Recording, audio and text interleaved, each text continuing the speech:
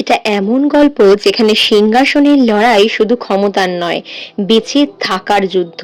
তো চলো আজকের গল্পটা শুরু করে নিই। দারুণ রোম্যান্টিক থ্রিলার একটা গল্প হতে চলেছে। যে স্কুলটাকে দেখানো হচ্ছে এখানে ঘটনায়, সেখানে হচ্ছে জোশিয়ানের রাজপরিবারের স্কুল এটা। এখানে পরম্পরাগতভাবে ওখানকার ছেলে বা রাজপুত্ররাই ভালো রেজাল্ট করে থাকে। গল্পের হিরোইনকে আমরা এখানেই দেখতে পাই, হুইজুর সাথে এক রাজপরিবারের ছেলের ঝামেলা লেগে যায়। সে বলে, তুমি যতই চেষ্টা করো তুমি ভালো মানুষ হতে পারবে না, আর ভালো রেজাল্টও করতে পারবে না। এর জন্য স্কুলের প্রিন্সিপাল ওকে ডেকে এক প্রকার অপমান করে। এও বলে যে যে যতই ভালো রেজাল্ট করুক না কেন, সে তো অ্যাকচুয়ালি অনাথ বা নাজায়েজ অলাদ ওর বাবা মার।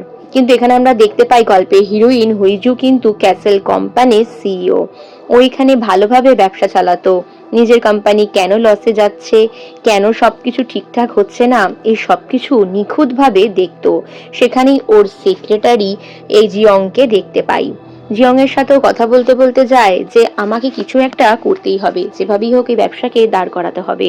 তারপরের সিনে আমরা এখানে প্রিন্সকে দেখতে পাই। গ্র্যান্ড প্রিন্স ইয়ানকে ডাকখোঁজ চলে, কারণ আজকে গুরুত্বপূর্ণ একটা ডিনারের আয়োজন করা হয়েছে। তো ও ওখানে যাওয়ার জন্য নিজের সেক্রেটারি প্রিন্সের হিয়নকে ডাকে। এর পরের সিনে আমরা হুইজুকে দেখতে পাই। হুইজু সবসময় হাইলাইটে থাকার চেষ্টা করত। রাজপরিবারের এই ডিনারে ওরও আমন্ত্রিত ছিল, আর এখানে লাল ড্রেস পরে আসা নাকি বারণ ছিল, তা সত্ত্বেও ওই ড্রেস পরে আসে। পার্টিতে আসা কিছু তিনজন মহিলা ওকে নিয়ে উল্টোপাল্টা কথা বলতে থাকে।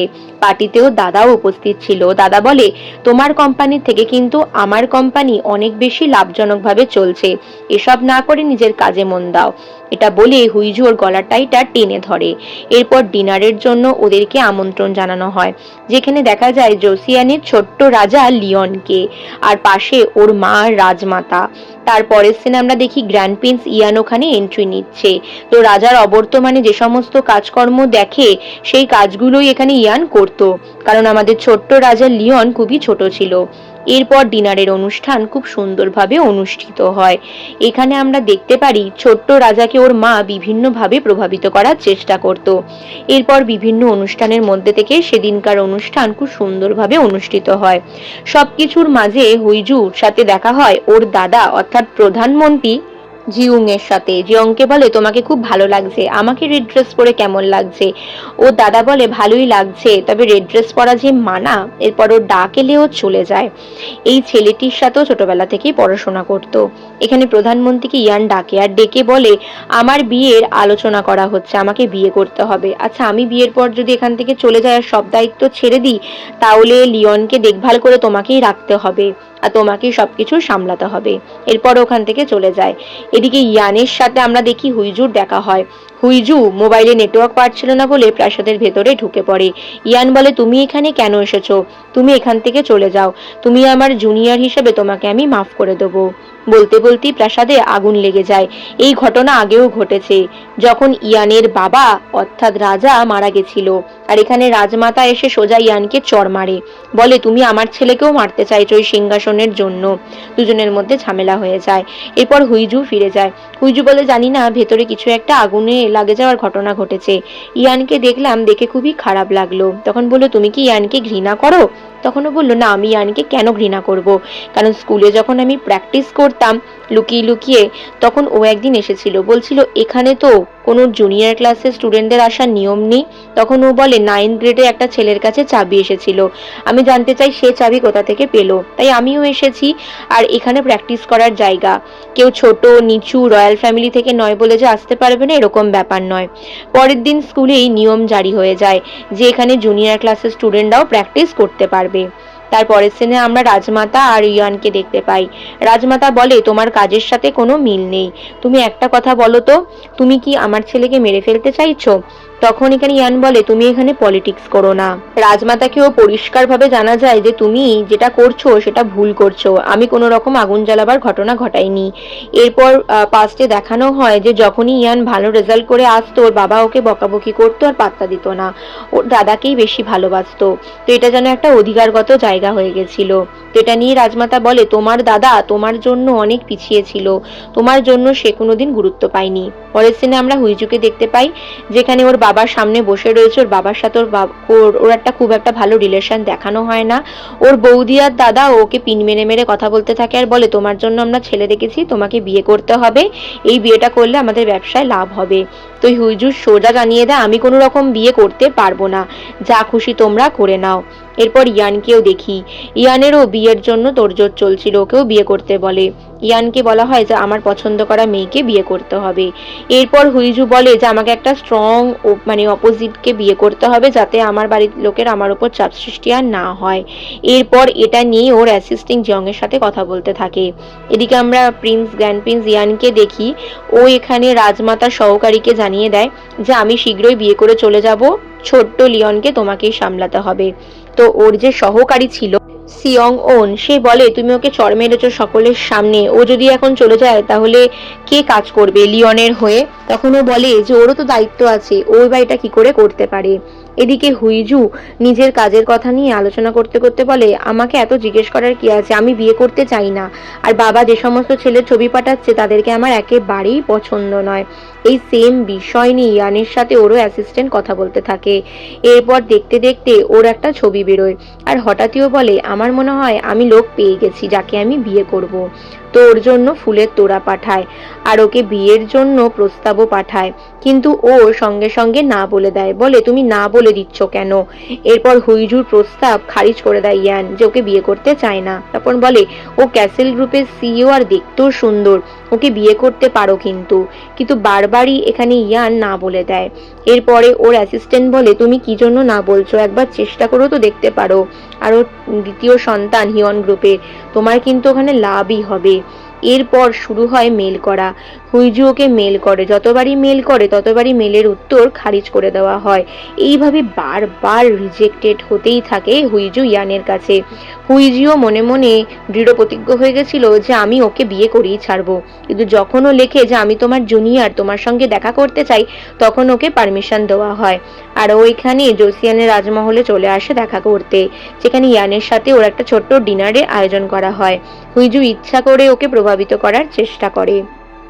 এর পরের ঘটনার শুরু আমরা দেখতে পাই পাস্টের ঘটনা থেকে, যেখানে আমরা রাজা আর আমাদের প্রিন্সিপালকে দেখতে পাই, যেখানে একটা তীরন্দাজি কম্পিটিশন চলছিল। তো এই ঘটনার মধ্যে প্রিন্সিপাল ওর বাবাকে জিজ্ঞেস করে যে এখানে 24 ঘন্টা নাকি তীরন্দাজি প্র্যাকটিস করার কথা বলা হয়েছে। তো বলে যে হ্যাঁ এরকমটা ইয়ানি করার কথা বলেছে। এরপর তীরন্দাজি প্র্যাকটিসের আর এখানে তীরন্দাজির কম্পিটিশন শুরু হয়, যেখানে খুব সুন্দরভাবে ইয়ান আর হুইজু দুজনেই তীরন্দাজি করে যাচ্ছিল। তো এখানে কে জিতবে সেটাই দেখানো হয়। তার পরের সিন আমরা শিফট করি এখানে প্রেজেন্ট সিনে। তো এখানে ওরা দুজনে চা খেতে খেতে কথা বলতে বলে যে আমি তোমাকে বিয়ে করতে চাই, তুমি কি শুনতে পেয়েছো? তখন ও বলে যে হ্যাঁ আমি শুনেছি, কিন্তু আমার হওয়া উচিত, কিন্তু আমি এখন এই মুহূর্তে বিয়ে করতে চাইছি না। তখন বলে আমার কাছে প্রচুর গিফট আমি তোমার জন্য পাঠাচ্ছি, কেন বিয়ে করতে চাও না? তো তুমি টার্মস আর কন্ডিশন বলো, তুমি কি জন্য বিয়ে করতে চাও? তখন ও বলে যে আমি দেখতে সুন্দর, আমার প্রচুর পয়সা আছে, কেন আমাকে বিয়ে করতে চাও না? এটা নিয়ে কিন্তু রাজমাতাও অনেক চিন্তিত ছিল। পরের সিনেই আমরা দেখতে পাই যে এখানে হুইজু নিজের পিআর টিমের সাথে কথা বলে, নিজের পিআর টিমকে ওর জন্য ছেলে খুঁজতে বলে, মানে স্বয়ম্বর সভা যে আমি বিয়ে করব বা কিছু, আর তার কিরকম কি ডকুমেন্টস হবে সমস্ত কিছু ছিল। তো এখানে আমরা আবারও গ্র্যান্ড প্রিন্স ইয়ানকে দেখি যে ঘোড়া চালাচ্ছিল, তার পাশে আবারও হুইজু চলে যায়, ওকে প্রভাবিত করার চেষ্টা করে, বলে যে কি প্রবলেম তোমার আমাকে বিয়ে করতে, তুমি আমার ব্যাকগ্রাউন্ড চেক করে দেখো, আমার প্রচুর টাকা প্রচুর কিছু। যতবার যেখানে যায় সিনেমা হল থেকে শুরু করে ইয়গিং করতে সব জায়গায় পিছন পিছন হুইজু যেতে থাকে। ইয়ান এটাতে বিরক্ত হয়ে যায়। এরপর ওকে ফোন করে, আরো দাদা বৌদিও ওই খবরটা পেয়ে যায়, বলে যে তুমি নাকি এখানে ইয়ানের সাথে পিছন ঘুরছো, তোমাদের কি সত্যিই বিয়ে হবে?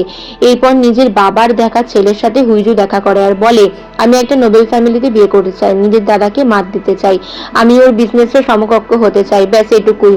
আর বিয়ের পর আমাদের ডিভোর্সও হয়ে যাবে, তখন কিভাবে কি বলবে তোমাকে এটা ঠিক করতে হবে। এটা শোনার পর ওর বাবার পছন্দ করা ছেলে চলে যায়। এই পরের সিনে আমরা আবারও ইয়ানকে দেখি। ইয়ানের সাথে ওর অ্যাসিস্ট্যান্টের কথা হয়। ওর অ্যাসিস্ট্যান্ট বলে যে পূর্ব ঘটনা, এখানে কিছু পাস্টের ঘটনা দেখানো হয়, যেখানে ওর দাদা, ইয়ানের দাদা নিজে রাজপথ ত্যাগ করতে যাচ্ছিল, সেটাতে শিলমোহরও দিয়ে দেয়। আর ওর বৌদি রাগ করে ওর দাদাকে মৃত্যুর পথে ঠেলে দেয়। এটা একটা আশঙ্কা করা হয়, আর এটা একটা দুঃস্বপ্ন হিসেবে ইয়ান রাতের ঘুমে কেড়ে নেয়। রাতে ঘুমাতে পারতো না, এটাই ওর প্রবলেম ছিল। পরের সিনে আমরা দেখতে পাই সেদিনকে একটা অনুষ্ঠান ছিল, যেটাতে রাজমাতা ছোট্ট লিওনকে বলে, তুমি দেখিয়ে দাও তুমি ইয়ানকে ছাড়া চলতে পারো।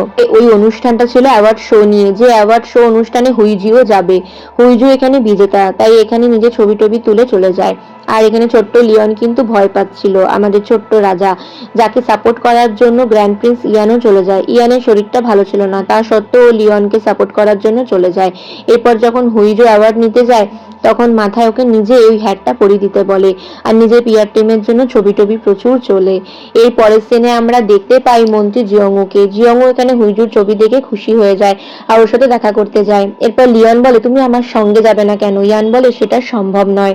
এর পরের সিনে আমরা দেখতে পাই যেখানে জিয়ংউর সাথে হুইজু দুজনে মিলে এখানে লাঞ্চ করতে এসেছে। পাস্টের সিনে দেখানো হয় জিয়ংউকে এখানে তীরন্দাজির জন্য হুইজু ট্রেন করতো আর ট্রেনিং এ হেল্প করতো। তখন থেকে ওদের দুজনের মধ্যে একটা ভালোবাসার সম্পর্ক গড়ে ওঠে, যেটা যদিও একপাক্ষিক ছিল জিয়ংউর দিক থেকে। এদিকে হঠাৎই দেখতে পাই গ্র্যান্ড প্রিন্স ইয়ানের শরীর খারাপ হয়ে যায়, আর একই হোটেলে স্টে করছিল হুইজিও। তাই হুইজু ডাক্তার এনে ওদেরকে হেল্প করে আর বলে যে প্লিজ এটা বাইরে খবরটা দিতে দেবেন না, কারণ এটা আমাদের গ্র্যান্ড প্রিন্সের সিকিউরিটির জন্য। এর পরের সিনে আমরা দেখতে পাই যে রাজমাতা চিন্তিত লিওনের জন্য, কারণ লিওনের সাথে এখানে ইয়ানের ছবি বেরিয়েছিল, বলছিল যে 19 সময় বরের মতন কমজোর হবে। তার পরের সিনে আমরা এখানে দেখতে পাই রাজমাতা ইয়ানের সাথে দেখা করতে চলে আসে। ইয়ান তখন জামা কাপড় ছাড়া ছিল। ওকে দেখে বলে, তুমি কেন আমার ঘরে ঢুকে পড়েছো? আর ইয়ানের সাথে হুইজুকে দেখে রাজমাতা আশঙ্কা করে ওদের দুজনের মধ্যে কিছু চলছে। আর এটা নিয়ে নিউজে চারিদিকে খবরও রটিয়ে দেওয়া হয় যে ইয়ান আর হুইজুর মধ্যে প্রেম চলছে। তো এটা নিয়ে হুইজু কিন্তু বেশি কিছু মাথা ঘামায় না, ও বলে যা হচ্ছে হোক, ইভেন ও প্রেগনেন্ট, এই আবগাও আর কি ছড়িয়ে দেওয়া হয়, সেটা নিয়েও ও বেশি মাথা ঘামায় না। পরের সিনে আমরা দেখতে পাই এখানে জিয়ংউকে। জিয়ংউ এই খবরটা দেখার পর খুব বিরক্ত হয়ে যায়, কারণ মনে মনে ও হুইজুকে পছন্দ করতো। এদিকে ইয়ানের সাথে দেখা করার জন্য সেদিন হুইজু রাজপ্রাসাদে চলে আসে আর বলে, এখানে আমাদের প্রিন্স তোমার সাথে দেখা করার জন্য রাজি হয়ে গেছে। আর এর পরের সিনে দেখানো হয় যে বাড়ির সমস্ত কাজের লোকেরা ওদেরকে নিয়ে কথাবার্তা বলছে। তারপরে আমরা পাস্টের একটা সিনে দেখি, যেদিনকার তীরন্দাজির এই কম্পিটিশন ছিল সেদিনকার ওরা জিতেছিল না হেরেছিল সেটা দেখানো হয় না, জাস্ট দুজনে আমনা সামনা হয়েছিল। এরপর এখানে হুইজু ইয়ানকে জিজ্ঞেস করে, তাহলে আমাদের দুজনের কি বিয়ে হওয়া সম্ভব? তখন বলে, হ্যাঁ আমি বিয়ে তো করবো, কিন্তু তার জন্য তোমাকে অনেক বদনামি কিন্তু সহ্য করতে হবে। এরপর মিডিয়ার সামনে ওরা দুজনেই আত্মপ্রকাশ করে, যেখানে মিডিয়ার লোকেদের সামনে এরকমই দেখানো হয় যে ওরা দুজনে রিলেশনে আছে। পাস্টের সিনে দেখানো হয় যে ওদের সমস্ত এগ্রিমেন্ট মেনে নেয় এখানে ইয়ান, আর বলে, হ্যাঁ তোমার টাকা আছে, তুমি দেখতে সুন্দর, তাই আমি তোমাকে বিয়ে করতে চাই। এরপর চারিদিকে হই হই রব পড়ে যায়। সেদিন ইয়ান হুইজুকে নিজের বাড়িতে নিয়ে আসে, কিন্তু কোর্ট লেডি এসে জানায় যে ইয়ানের সঙ্গে রাজমাতা আইরাং দেখা করতে চায়। তো আইরাং খুব জেদ করে বসে, তাই আইরাংয়ের সাথে দেখা করতে ইয়ান আসে। ইয়ানকে বলে, তুমি যা যা করেছো তার জন্য কি তুমি ক্ষমা প্রার্থনা করতে চাও না, বা নিজের ভুল স্বীকার করতে চাও না? ইয়ান বলে, না, তুমি যে গুজব রটিয়েছো শুধু সেটাকে আমি সত্যি করে দিতে চাই। এরপর নিজের রুমে ফিরে এসে দেখে হুইজু এখানে ছোট্ট লিওনকে ম্যাগি খাওয়াচ্ছিল, যেটা দেখে রেগে যায়, বলে ওকে কোনো খাবার খাওয়াচ্ছে, ওর মাও তো দেখে রেগে যেতে পারে। তো এখানে হুইজু বলে ওর খিদে পেয়েছিল তাই। ইয়ান বলে, অত কিছু ভাববার দরকার নেই, তুমি এগুলো করতে পারো না। এরপর রাতে শোয়ার টাইম এলে ইয়ান আর হুইজু একসাথেই শুয়ে পড়ে, যেটা নিয়েও কাজের লোকেদের মধ্যে গুজগুজ ফুসফুস শুরু হয়ে যায়। পরের দিন সকালে ইয়ানের ঘুম মোটার আগেই হুইজু কাজ চলে যায়।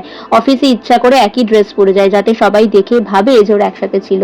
এরপর রাজা লিওনকে এখানে ওর সহকারী ওর মায়ের সিয়ংন বলে আমি তোমার সঙ্গে আছি। সিয়ংন আগের রাজা লিওনের বাবাকেও একই কথাই বলেছিল, আর ইয়ান বলেছিল তুমি কিছুই করতে পারবে না, তোমাকে আমি ছেড়ে দিলাম। এর পরের সিনে আমরা হুইজুকে দেখি। হুইজু বলে দেখে যে সোশ্যাল মিডিয়ায় ওকে নিয়ে আর ইয়ানকে নিয়ে উল্টোপাল্টা কমেন্ট হচ্ছে, যেহেতু প্রেগনেন্ট এই বিষয়টার জন্য। এরপর প্রাইম মিনিস্টার জিয়ংউ ওর সাথে দেখা করতে চলে আসে। জিয়ংউ বলে তুমি কি সত্যি বিয়ে করতে চাও? হুইজু বলে হ্যাঁ, তুমি আমার সঙ্গে থেকো। পরের সিনে ইয়ানের দেখি ও কিছু গুরুত্বপূর্ণ মিটিং চলছে, তারই মাঝে হুইজু ওকে ফোন করে বলে যে তুমি কি করছো, আর তখনই তিনটে মেয়ে ওকে বুলি করতে শুরু করে।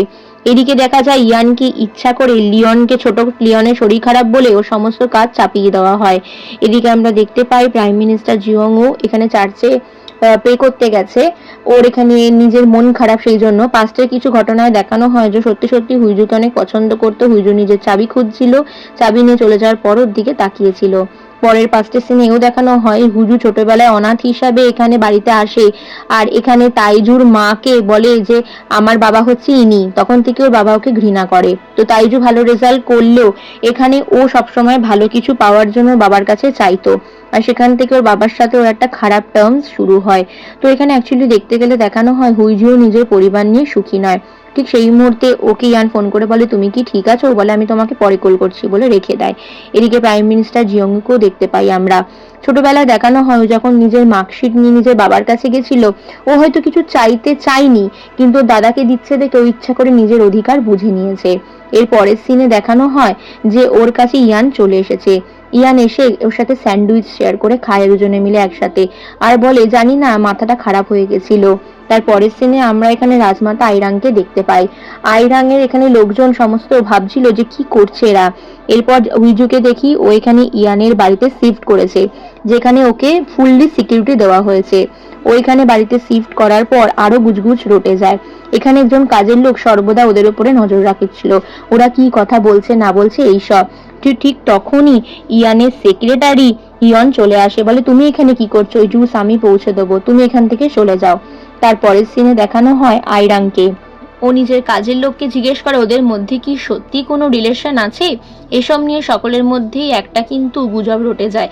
আর আইরাং ইচ্ছা করে এখানে হুইজুকে ফাঁসাবার চেষ্টা করে। আগের দিন লিওনকেও খাবার দিয়েছিল, তার জন্য বলে লিওনের ফুড পয়জন হয়েছে, আর আগের দিন যে আগুন লেগেছিল তার সাথে ওর হাত আছে। তাই জন্য এখানে সমস্ত সিকিউরিটি টিম চলে আসে ওকে চেকিং করার জন্য। তো এর থেকে বাঁচার জন্য ইয়ানকে ফোন করে, কিন্তু ইয়ান একটা রয়্যাল প্রোগ্রামে ছিল, যে কারণে ফোন রিসিভ করতে পারছিল না। তাই ওখানে বাটলারকে দিয়ে ও নিজের অ্যাসিস্ট্যান্ট জিয়ং এর কাছে খবর পাঠায়। জিয়ং ছুটতে ছুটতে যায় ইয়ানের কাছে, দেখে ওখানে ওই রয়্যাল প্রোগ্রামটা চলছে, যেখানে গিয়ে ইয়ানের অ্যাসিস্ট্যান্ট হিয়নের হেল্প নিয়ে ওই ইয়ানকে রাজপ্রাসাদে নিয়ে আসে। আর তাইরাং বলে যে তুমি জানো এখানে আগুন লাগানোর দিন ও এখানে ছিল। তখনও বলে এরকম ঘটনাও করতেই পারে না। এরপর হুইজু অসুস্থ হওয়ার ভান করে ওকে রুমে নিয়ে চলে আসে, বলে যে তুমি একটা কথা বলো তো, শ্বশুরবাড়ির লোক যে এরকম হয় এটা তো আমি ভাবতেই পাচ্ছি না। যাই হোক, আচ্ছা একটা কথা বলো তো, যে এরা কেন এরকমটা করছে? এটা দেখার পর আইরাং রেগে বোম হয়ে যায়, কারণ ও হুইজুকে ফাঁসাতে চেয়েছিল, সেটা করেও ইয়ানকে শিক্ষা দিতে চেয়েছিল, কিন্তু সেটাও পারে না। এরপর ও আবারও নিজের মহলে, নিজের প্রাইভেট বাড়িতে ফিরে আসে, মানে যেখানে ইয়ান থাকতো, যেখানেও শিফট করেছিল।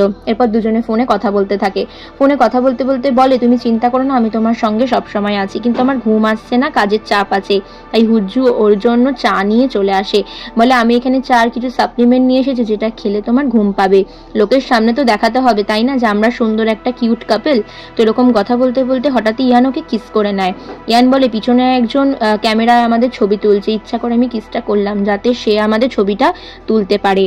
তো হুইজু বলে ও আচ্ছা আচ্ছা, তার মানে এটা নাটকেরই একটা অংশ। তার পরের সিনে আমরা দেখতে পাই যে প্রধানমন্ত্রী জিয়ংউ সমেত ইয়ানেদের সকলে মিটিং বসেছে। সকলেই এখানে বলতে থাকে হুইজু একজন নাজায়েজ বাচ্চা, ওর জন্মের ঠিক নেই, ওকে এখানে দত্তক নেওয়া হয়েছে। তো ইয়ান বলে এটা নিয়ে আমার কোনো মাথা ব্যথা নেই, ও যাই হোক না কেন। তারপর এটাও বলা হয় যে তোমরা একই ঘরে থাকতে পারবে না, এটাতে আরো বেশি গুজব রটাবে।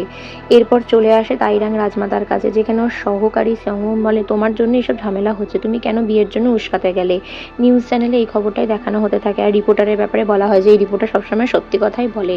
পরের সিনে ইয়ানের সামনে হুইজু খুব সেক্সি ভাবে চলে এলে ও নার্ভাস হয়ে যায়। তারপর ওরা দুজনে বলে আমরা দুজনে আজকে বেড়াতে যাব, যাতে করে লোকজন দেখে বুঝতে পারে যে আমরা দুজন দুজনের ব্যাপারে সিরিয়াস। তো সত্যি সত্যি হুইজু বেড়াতে যাওয়ার জন্য তৈরি হয়ে চলে আসে। আসে।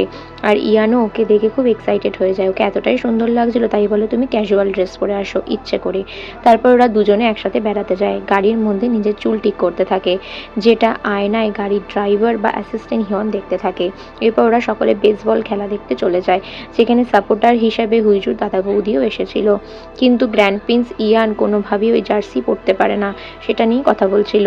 এদিকে এই খেলার লাইভ টেলিকাস্ট কিন্তু আমাদের ছোট্ট রাজা লিওনও দেখছিল বাড়িতে বসে।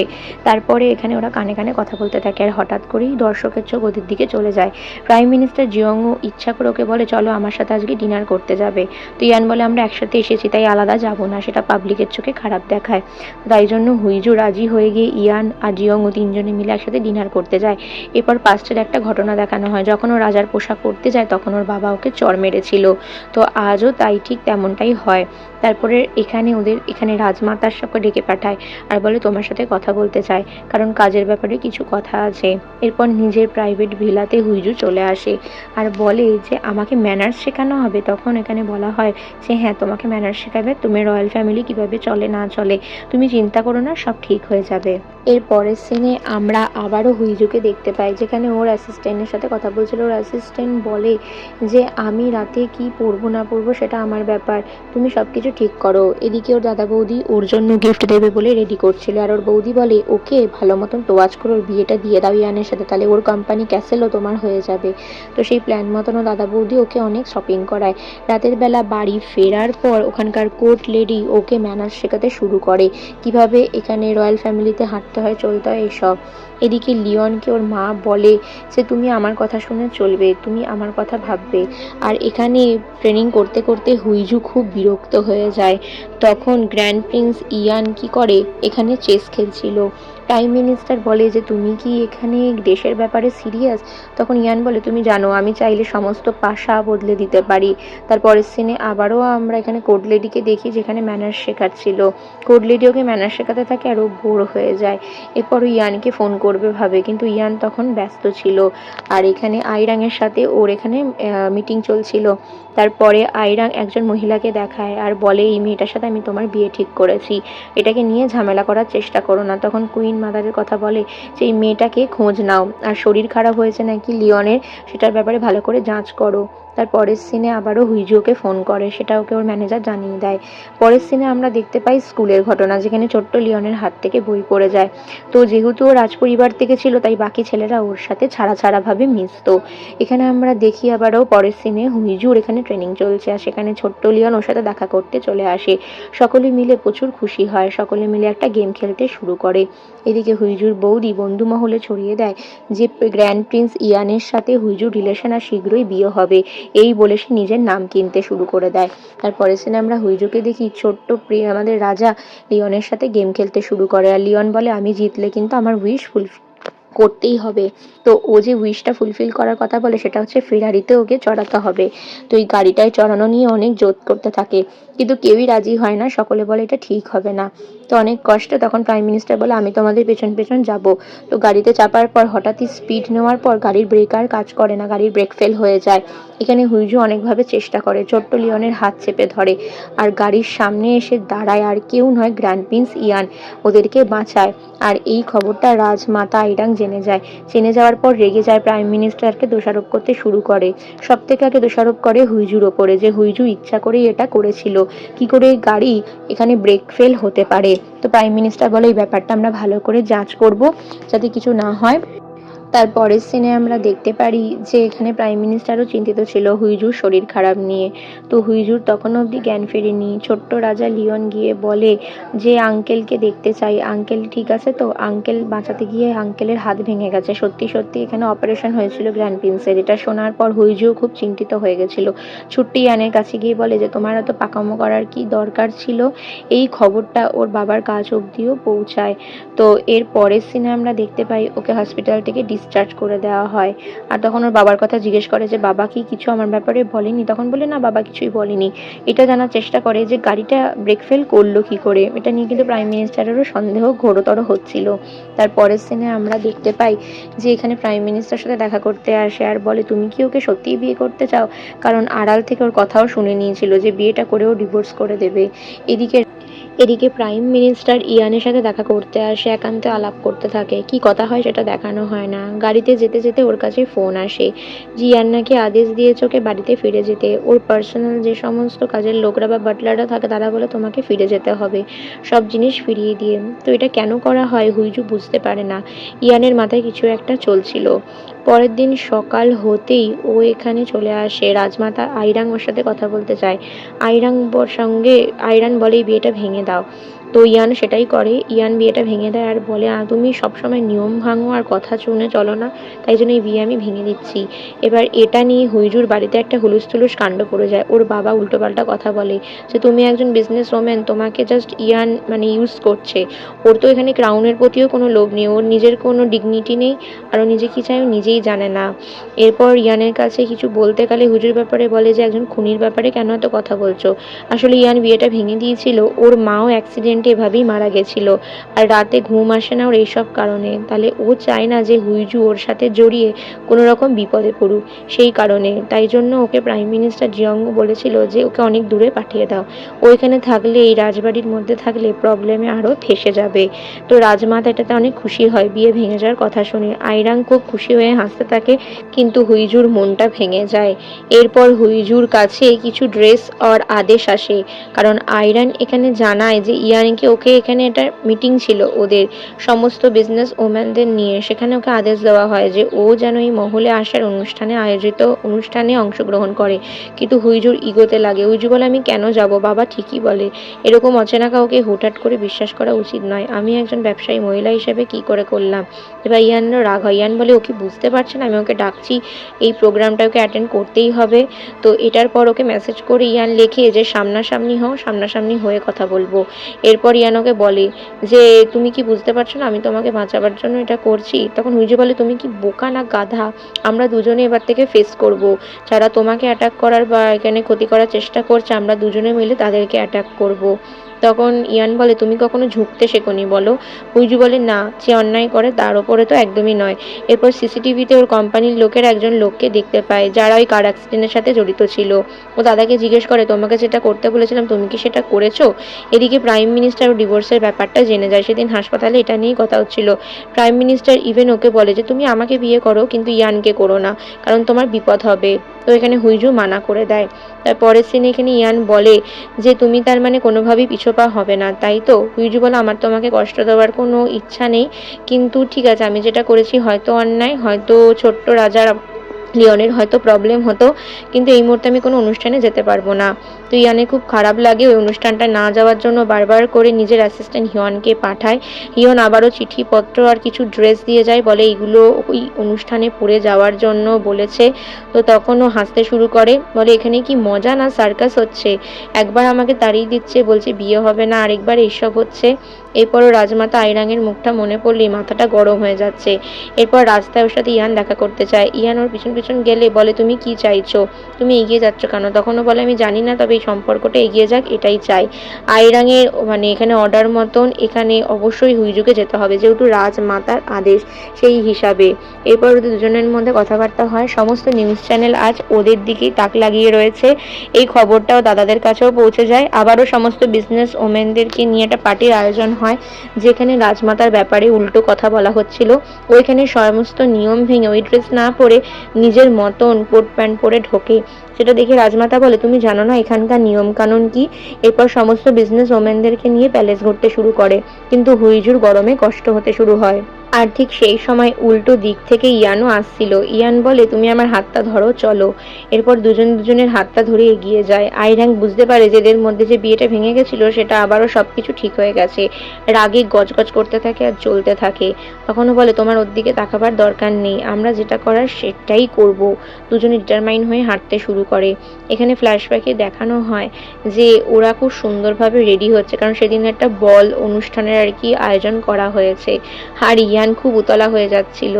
এদিকে রাজাও খুব সুন্দর করে ড্রেস আপ করেছিল ওই বল অনুষ্ঠানে যাওয়ার জন্য। আয়রাং এখানে মন্ত্রী জিয়ংউর হাত বাড়িয়ে দেয়। তো জিয়ংকেও মানে জিয়ংউর সাথে আয়রাংকেও খুব সুন্দর লাগছিল। আয়রাং সুন্দর সেজেগুজে আসে, ওর কাছে একজন মেয়ে ক্ষমা চায় যে আমি তোমাকে সেদিন পার্টিতে উল্টোপাল্টা বলছিলাম। তো আয়রাং বলে আমার সবে কিছু যায় আসে না। এরপর এখানে পার্টির মধ্যমণি হুইজু আর ইয়ান দুজনেই চলে আসে। ওদের দুজনকে দেখে প্রধানমন্ত্রী জিয়ংউর আর এখানে আয়রাং দুজনেরই জেলাস ফিল হতে শুরু করে। ওরা দুজনে ডান্স শুরু করে। গোটা পার্টিতে ওরাই এখানে চমক দিয়ে রাখে। ওরা দুজনে একে অপরের মুখের দিকে তাকায়। আয়রাং বলে যে এই মেয়েটার প্রতি এত আকর্ষণ কেন। এখানে মন্ত্রী জিয়ংউরও যে খারাপ লাগছিল সেটা কিন্তু আয়রাং খেয়াল করে নেয়। ও বুঝতে পারে যে এই মন্ত্রীরও হয়তো হুইজুর প্রতি একটা ফিলিংস রয়েছে। এরা দুজন দুজনের প্রতি রোম্যান্টিক ডান্স করতে করতে হঠাৎই ইয়ান ওকে প্রপোজ করে যে তুমি কি আমাকে বিয়ে করবে, যেটার জন্য রাজমাতা আয়রাং বা মন্ত্রী জিয়ংউ কেউই রেডি ছিল না। তো হঠাৎ করেই ও হ্যাঁ বলে দেয় আর আংটি পরে নেয়। এরপর এই কথাটা নিয়ে রাজমাতা জিজ্ঞেস করলে এখানে মন্ত্রী জিয়ংউ বলে যে আমার আর কোনো উপায় ছিল না। এরপর রাজার কাছে আদেশ চাওয়া হয়। এখানে রাজমাতা ইশারায় না বললেও লিওন কিন্তু বলে যে হ্যাঁ তোমাদের দুজনকে আমি সম্মতি দিলাম, বিয়ের ডেট শীঘ্রই জানানো হবে। মন্ত্রীর কাছে গিয়ে যখন রাজমাতা বলে এটা কেন করলে, তুমি অ্যাপ্রুভ করলে কেন, তখনও বলে আমার আর করার কিছু ছিল না। ইয়ান আমাকে বলেছিল যে এই বিয়ের অনুষ্ঠান বা এঙ্গেজমেন্টের অনুষ্ঠানটা আমাকে অনুষ্ঠিত করতেই হবে। এর পরের সিনে দেখতে পাই হুইজুর অ্যাসিস্ট্যান্ট ছুটে আসে।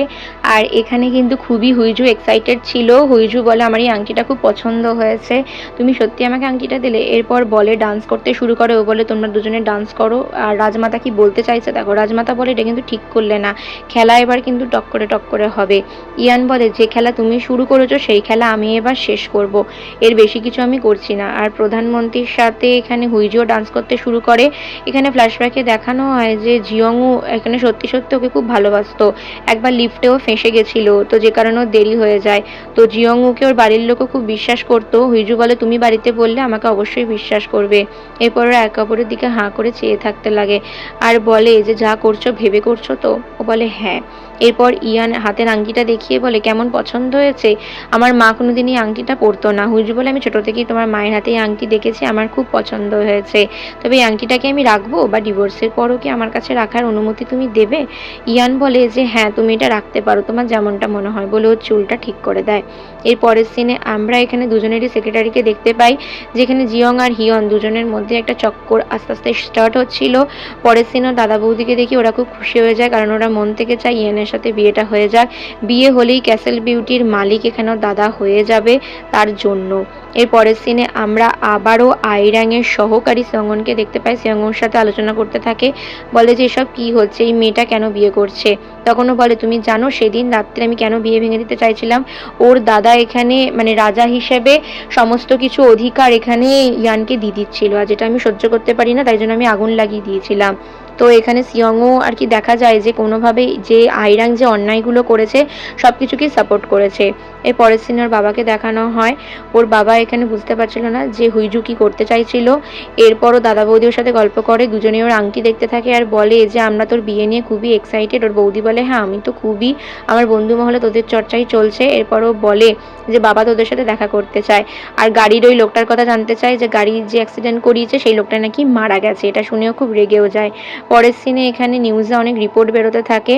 তো হঠাৎ করে ওদের প্রেমের ব্যাপারে জিজ্ঞেস করা হয়, কবে ওদের প্রথম দেখা, কিভাবে ওদের প্রেম হয়েছে, সমস্ত কিছু। হুইজু বলে যে আমাদের তো প্রথম দেখা অনেক আগে, স্কুল থেকেই আমরা রাইভেল থাকলেও ভালোবাসা মনের মধ্যে ছিল।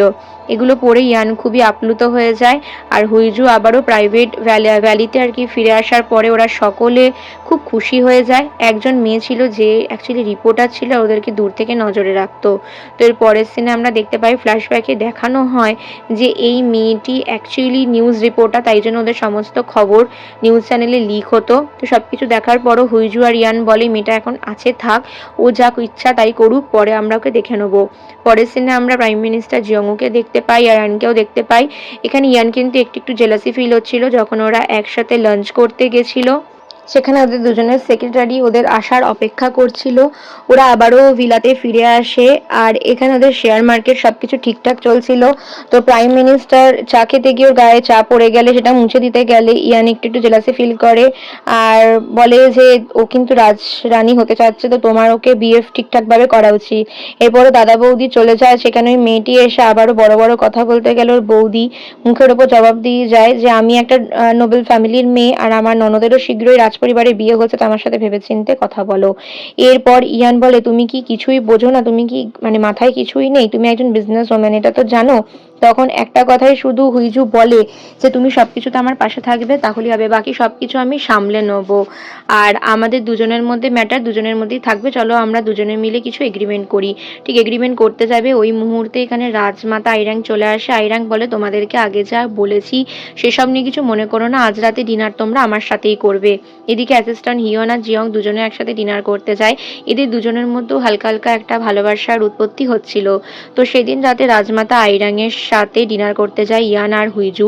তো ডিনার করতে করতে বেশ সবকিছু ভালো কথা বলতে বলতে হঠাৎই পুরনো কথা টেনে ইয়ানকে অপমান করতে শুরু করে, আর শুধু বলে তোমার বাবা তোমাকে উপরে উঠতে দেয়নি কারণ জানতো যে তোমার কি যোগ্যতা আছে, আর তুমি এই কারণেই নিচে থাকতে, আর তুমি তোমার বাবার মৃত্যুর জন্য দায়ী, তুমি সকলের মৃত্যুর জন্য দায়ী। এই ছোট্ট লিওনকেও কিছুদিন আগে মেরে ফেলতে চেয়েছিল। তো এটা শোনার পর হুইজু বলে আমার খাওয়া হয়ে গেছে, চলো আমরা এখান থেকে যাই। ওর হাত ধরে টেনে বের করে নিয়ে আসে। হুইজু বলে এই মেয়েটা যদি রাজমাতা না হতো এক্ষুনি আমি ওকে টেনে ছিঁড়ে ফেলতাম আর শেষ করে দিতাম, তো আমি তোমার পাশে আছি, তোমার ভয় নেই। ইয়ান এটা শুনে খুব খুশি হয়, আর সেদিন গাড়ি ড্রাইভ করে। বলে আমার যেন ড্রাইভ করতে ভালো লাগে, কিন্তু সেটা তো আমাদের নিয়ম নেই। এর পরের সিনে ওরা একটা অনেকগুলো নৌকার কাছে চলে যায়, যেখানে এই প্রাইভেট নৌকাগুলো হুইজুর ছিল। হুইজু বলে আমরা আজকে এখানে আনন্দ করব। আর ছোট্ট লিওন এদিকে চলে আসে ইয়ানের সাথে দেখা করতে, কিন্তু ইয়ান তো সেদিন বাড়িতে ছিল না, তাই বাকি বাটলার বা কাজের লোকেদের সাথেও এনজয় করছিল। এদিকে আমরা দেখি হুইজু আর ইয়ান দুজনে মিলে নৌকায় প্রচুর আনন্দ করছে। এদিকে ইয়ানের সমুদ্রে প্রথমবার হওয়ার জন্য বমি পাচ্ছিল, তাই হাতে চুজ ঢুকিয়ে সেই একটা টোটকা করে ওর শরীরও ঠিক করে দেয়, আর দুজনের টাইটানিক পোজে প্রেম করতে শুরু করে। হঠাৎই নৌকা টালমাটাল হলে দুজন একে অপরের গায়ের উপর পড়ে যায়, আর দুজনে কিস করে নেয়। রোমান্টিক মুহূর্তের সৃষ্টি হয়ে যায়, দুজনেরই হার্টবিট বেড়ে যায়। এর পরের দিন সেদিন রাত্রির ওরা দুজনে একসাথে ডান্স করতে শুরু করে। আসলে ওরা দুজনে একটা ভালো বন্ধুতে পরিণত হয়ে গেছিল ততক্ষণে। তারপরের সিন শিফট করে নৌকায়, যেখানে ওরা যখন রোমান্টিক অবস্থায় ছিল, তারপর রাতের বেলা ওরা বাড়ি ফিরে আসে, কিন্তু দুজনেই কারোর সম্মুখীন হতে পারছিল না। সকলে বলছিল তোমরা কি একসাথে ছিলে, ওরা অস্বীকার করে। রাতে কোনোভাবেই হুইজুর ঘুম আসে না, আর খালি নৌকার কথা মনে পড়ে। সেম এখানে ইয়ানেরও তার সাই হয়। দুজনেই হাসতে থাকে। ইয়ানোর সাথে রাতে লুকিয়ে লুকিয়ে দেখাও করতে আসে। পরের দিন সকালে লজ্জায় হুইজু তাড়াতাড়ি কাজেও পালিয়ে যায়। তো চার্চে গিয়ে এখানে প্রিস্টকে বলে আচ্ছা আমাকে কি ভূতে ধরেছে বা কোনো মানুষ পজিস্ট করেছে। চার্চ বুঝতে পেরে যায় যে ও প্রেমে পড়েছে। তারপর ওখান থেকে বেরিয়ে আসার সময় প্রাইম মিনিস্টার জিয়ং এর সাথে দেখা হয়। জিয়ংও বলে কি ব্যাপার তুমি আমার সাথে লাঞ্চ করতে যাবে। তো এই কথাটা ইয়ান তখন ওই মুহূর্তে ওকে ফোন করে, আর কথাটা শুনে নেয়। তো ওর জেলাসি ফিল হয়। তো গাড়ি থেকে নামার সময় ওকে বলে তোমাকে আমি অফিসে পৌঁছে দিচ্ছি, আর শুধু বলে তুমি ব্যাপারে বেশি ইনভলভ হয়ে যাও না, ডিভোর্স হয়ে যাওয়ার পর নিজের মন কিন্তু খারাপ হবে। এটা শোনার পর হুইজু কটমট করে এখানে অফিসে ঢুকে যায়। তারপরে নিজের রুমে বসে, আর ওদের দুজনের রিলেশন নিয়ে অনেক কথা সোশ্যাল মিডিয়ায় বেরোতে থাকে। এদিকে বিয়ের ডেট ঠিক করা হয়। আমাদের ছোট্ট রাজা লিওন ডেট ফিক্সড করতে পারে না কবে করবে, তখন এটা নিয়ে গ্র্যান্ড প্রিন্স ইয়ানোকে হেল্প করে যে এই ডেটে করো। এদিকে আমরা দেখতে পাই হুইজু বিয়ে শপিং করতে গেছে, আর নিজে বিয়ে করবে বলে সুন্দর গয়নাগাটি কিনতে গেছে। ওর দাদা আর বৌদি বলছে যে তুমি বিয়ের আয়োজন সুন্দরভাবে করো, এইবারে ঠিকভাবে না করলে তোমাকে আমি মেরে ফেলবো।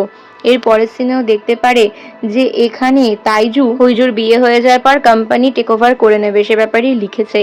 তো যাই হোক, পরের সিনে আমরা দেখতে পাই ওরা দুজনে বিয়ের ড্রেস পরে ট্রায়াল দিতে গেছে। এখানে একে অপরকে দেখে ওরা দুজনে একটুখানি এক্সাইটেড হয়ে যায়, রোমান্টিকও হয়ে যায়।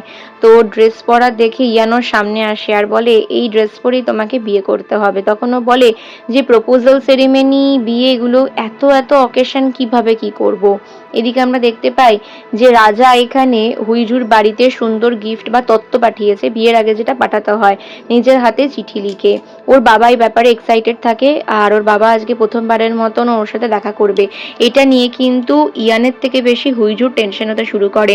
কোর্ট লেডি বলে যে কোনো কিছু ভয় পেও না, তোমাদের কি কিছু প্রবলেম হচ্ছে। আসলে অ্যাকচুয়ালি হুইজু আর এখানে ইয়ান আগের দিন রাত্রিরে ক্রুসের মধ্যে যে ঘটনাটা করেছিল সেটার জন্য ওর প্রচুর লজ্জা লাগছে। তখন বলছে তুমি কি আমার কাছে কমপ্লিটলি স্ট্রেঞ্জারের মতন বিহেভিয়ার করছো কেন? হুইজু বলে, জানি না, আমার কেমন যেন একটা নার্ভাস লাগছে। এরপর আইরাংয়ের সঙ্গে আবারও এখানে ইয়ানকে আমরা একান্তে কথা বলতে দেখি। ওরা বলে যে ভয় পাওয়ার কোনো দরকার নেই, আগের দিন যা বলেছি তুমি সেটাই মনে রেখো। তখন একটা কথা ইয়ান শুধু শেষে বলে, আমার দাদার মৃত্যুর পিছনে তুমিই ছিলে, আর দাদার উইলের ব্যাপারেও আমি কিন্তু জানি, আর সবকিছু তোমার জন্যই হয়েছে। এটা শোনার পর কিন্তু আইরাং বুঝতে পারে না, এভাবে আর চুপচাপ থাকা যাবে না। এদিকে হুইজুর মাথায় সারাক্ষণ ইয়ানের নামই ঘুরছিল। ইয়ানেরও সেম, দুজনেরই মনে হচ্ছিল কতক্ষণে কি হবে। আর ম্যারেজের যে কন্ট্রাক্টটা ছিল সেটাও নিজের লকারে লুকিয়ে রেখে দেয়। এদিকে সহকারী সিয়ংও আইরাংয়ের যে মৃত্যুর ব্যাপারটা করেছিল নিজের স্বামীর সাথে, সেদিনকার ফ্ল্যাশব্যাকের ঘটনাটা ভাবে। সেদিন যখন ওর স্বামী মরে গেছিল তখনও বলে, ও আমাকে কোনোদিন বোঝার চেষ্টাই করেনি, দুর্বল প্রকৃতির একটা পুরুষ মানুষ, তাই ওর বেঁচে থাকার কোনো অধিকার নেই। তো তার পরের সিনে আমরা দেখতে পাই ওই এগ্রিমেন্টের পেপারটা ইয়ান যত্ন করে তুলে রেখে দেয়, আর ওখানেই একটা উইলও রয়েছে। দাদা যে উইলটা বানিয়েছিল সেটা ওর কাছেই রয়েছে। তার পরের সিনেও দাদা বৌদিকে দেখতে পাই, ওদের মধ্যে কথা হতে থাকে। ওর দাদা বলে যে আমার বোন আসছে ওর বরকে নিয়ে, তো রাজা আমি কিভাবে কি সাজবো গুজবো? বাবা বলে, চুপ করো, বাজে বকো না, আর নিজে স্টেবল থাকো। তো তারপরে দুজনেই এখানে সবাই চলে যায়। তোর বাবা প্রথমে একটু গম্ভীর হয়ে একদমই চুপচাপ থাকে। তারপরে আমরা দিকে দেখি অ্যাসিস্ট্যান্ট হিয়ন আর জিয়ংকে ওরাও একসাথে লাঞ্চ করতে গেছে। তো দাদা বৌদি বলে, তোমরা দুজনে যে এসেছো আমাদের ফ্যামিলির যে মানে তোমাদের সাথে পার্ট হতে পারছে এতেই আমরা ধন্য। সব শোনার পরও ও একটুখানি হেসে ফেলে, শুধু বলে যে কার অ্যাক্সিডেন্টের ব্যাপারে কি কিছু বলতে চাও বাবা? কারণ এই কার অ্যাক্সিডেন্টটা নিয়ে আমিও কিছু জানি না। দাদার কোম্পানির শেয়ার পড়ে যাচ্ছে, কোম্পানি দাদার ছিল, কার অ্যাক্সিডেন্ট কেন হয়েছিল কি হয়েছিল আমি জানি না। এরপর নিজে রাগ করে নিজের রুমে চলে যায়। ওর রুমে ওর পেছন পেছন ইয়ানও যায়। ইয়ান বলে, তুমি ভীষণ রাগী একটা মেয়ে, কি হয়েছে এত রাগ করছো কেন? তখনও বলে, জানি না, আমি যখনই সবকিছু আর কি ভালোভাবে করতে চেয়েছি কেউ আমাকে কোনোদিন অ্যাপ্রোপ্রিয়েট করেনি। তখনও বলে, তুমি চিন্তা করো না, আমি তোমাকে এবার থেকে হেল্প করব। এরপর দুজনের মধ্যে মজা হতে শুরু করে, আর দুজন দুজনের দিকে তাকিয়ে বলে যে তুমি চিন্তা করো না, আমিও আছি তোমার সঙ্গে। তোমার যে কোনো কিছু, তোমার টাকা পয়সা, তোমার কোনো কিছুতে আমারও লোভ নেই।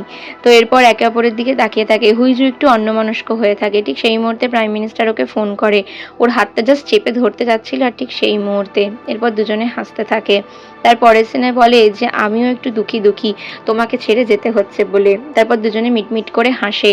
তারপর ওরা দুজনে বাড়ি চলে আসে, আর সকলে মিলে রাত্রিরে ডিনার করতে যায়, মানে বাটলার সমেত ওর যা যা পার্সোনাল কাজের লোক ছিল সকলকে নিয়ে ওরা হোটেলে খেতে যায়। বলে আজকে আমরা এখানে সুন্দর অনুষ্ঠান করব। এদিকে প্রাইম মিনিস্টার বিয়ের আগে ইয়ানের সাথে কথা বলে, বলে যে হুইজুর জন্য সবকিছু ডিফিকাল্ট করে দিও না, তোমাদের তো ডিভোর্স হবে। এটা শোনার পর ইয়ান একটু অবাক হয়, ও বুঝতে পারে যে এখানে প্রাইম মিনিস্টারও সমস্ত সত্যিটা আগে থেকে জানতো। এরপরে রাগের মাথায় গটগট করে বেরিয়ে আসে। তারপরও এখানে দেখে চারিদিকের বিল্ডিং এ শুধু হুইজুর মুখ, কারণ হুইজু ক্যাসেল বিউটির জন্য চারিদিকে ছেয়েছিল। তারপরে আস্তে আস্তে ওদের বিয়ের আয়োজন শুরু হয়, সকলে মিলে সাজগোজ শুরু করে। এক্সাইটেড হয়ে ইয়ান বলে, আমার বউ কোথায়, ওকে অনেকক্ষণ দেখছি না। এখানে খুব সুন্দরভাবে হুইজুকে তৈরি করা হচ্ছিল, ওর বৌদিও ছিল। প্রাইম মিনিস্টার শেষবারের মতো ফোন করে বলে, তুমি বিয়েটা ভাঙতে চাও না তাহলে? ইয়ার্কি মেরেই বলে, না আমাকে তাহলে তোমাকে হেল্প করতে হবে। এরপর বিয়ের অনুষ্ঠানের প্রক্রিয়া শুরু হয়ে যায়। সুন্দর করে সেজে গুজেও বেরিয়ে পড়ে, যেখানে এখানে হুইজুর পরিবার বা ইয়ানের পরিবার সকলেই উপস্থিত ছিল। এখানে ওদের একটা অনুষ্ঠান থাকে যেখানে দুজনে ওই চা খেয়ে দুজনেই এখানে সেম হয়ে যায়। এখানে বলা হয় যে আজকে থেকে অফিসিয়াল ভাবে তুমিও গ্র্যান্ড প্রিন্সের ওয়াইফ হয়ে গেলে। সমস্ত ঘটনা টিভিতে দেখানো হয়, সকলে দেখে প্রচন্ড ইমোশনাল হয়ে যায়।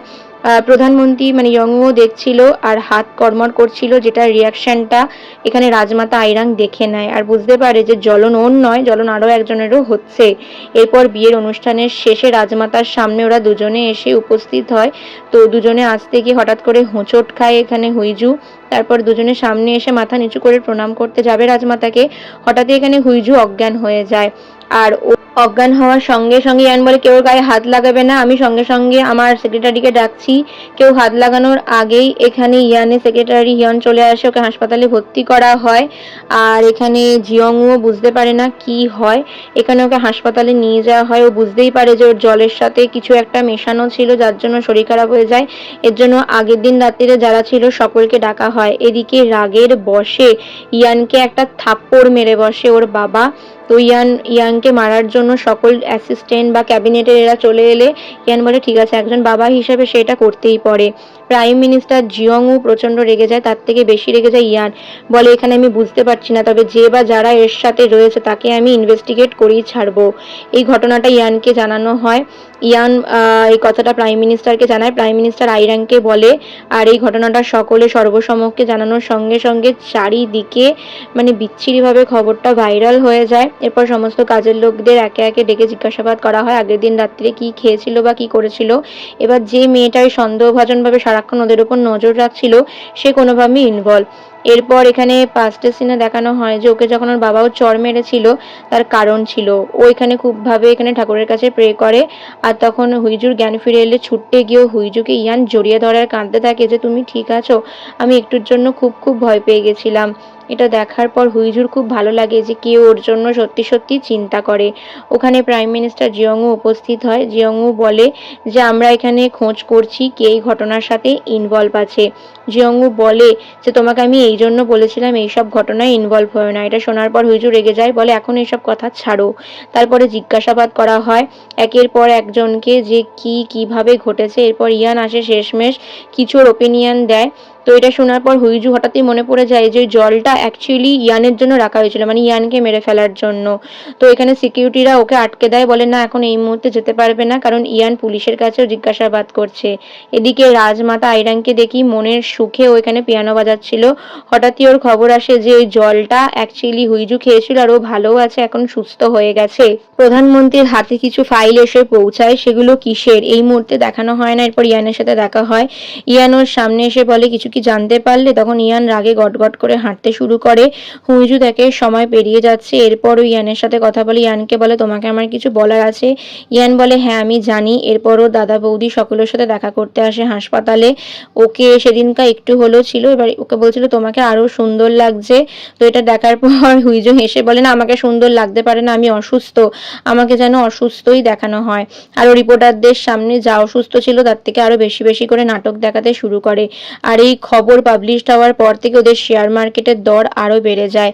তো রাজমাতা বলে এই মেয়েটা কম নাটাঙ্কি নয়, দেখাই যাক কি হয়। এরপর ওর কাছে খবর আসে আর বলে যে ওই মেয়ে এই রাজপ্রাসাদে এসে উপস্থিত হয়েছে। আরও কটমট করে রাজমাতা আইরাঙের দিকে তাকিয়ে থাকে। তখনও বলে তোমার এরকম শরীর খারাপ হওয়ার জন্য আমরা ক্ষমা প্রার্থী, তুমি রাজমহলে প্রবেশ করতে পারো। এরপর ইয়ান ভাবতে থাকে যে কি হতে চলেছে। ইয়ান একটা জিনিসই শুধু বলে যে যাই হোক না কেন নিয়ম আমি বদলিয়েই ছাড়বো। ছোট্ট রাজা লিওনের সাথে দেখা করতে চলে আসে। লিওন বলে তুমি নাকি অসুস্থ হয়েছিলে, তুমি এখন ঠিক আছো তো? আমি ছাড়বো না যে এরকম করেছিল। এর পরের সিনে আমরা সেক্রেটারি হিয়না জিয়ংকে দেখতে পাই, যেখানে ওরা দুজনই কথা বলছিল। দাদা বৌদির সাথেও সম্মুখীন হয়। কোর্ট লেডিও চলে আসে, ওদের দুজনকে একা ছেড়ে দেয়। ওরা দুজনে অফিসিয়ালভাবে বিয়ে হয়ে যায়। এরপর বলে তুমি কি এই ঘরে মানে শুতে কমফোর্টেবল ফিল করবে?